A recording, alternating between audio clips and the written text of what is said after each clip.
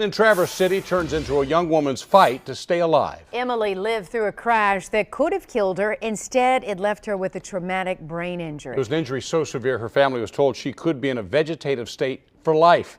But months after the crash, she is reclaiming the future she nearly lost. 7 Action News reporter Malcolm Maddox shares the devastating call the family got that took their breath away.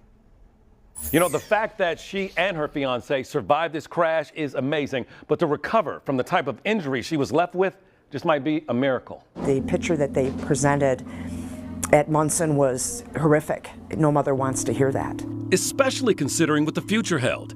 Emily Falcione's dreams were all within reach.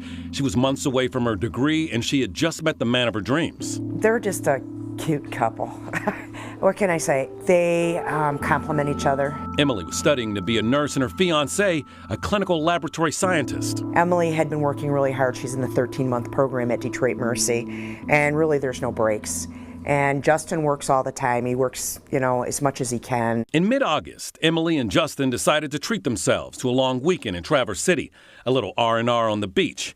Emily's mother, Kim, was expecting an update when the phone rang. A gentleman's voice was on there. He said, "Is this Emily Falcione's mom?" And I said, "Yes." And he said, "This is the Traverse City Police Department." Emily and Justin were just involved in a catastrophic accident.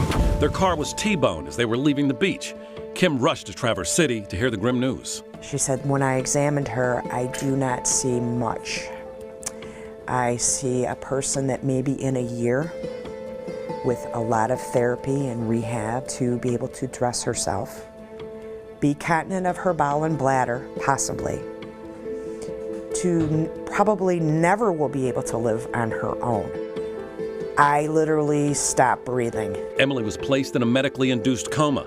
Meanwhile, her fiancé Justin was just down the hall, also on life support. He's got a chest tube, he's got a ruptured bladder, he's got a pelvis that's fractured in 3 places. But he was conscious, and he wanted to know what happened to Emily. They said she has a brain injury, a traumatic brain injury, they're calling it, and we don't know what Emily has. After awaking from her coma, the extent of her injuries became a little more clear.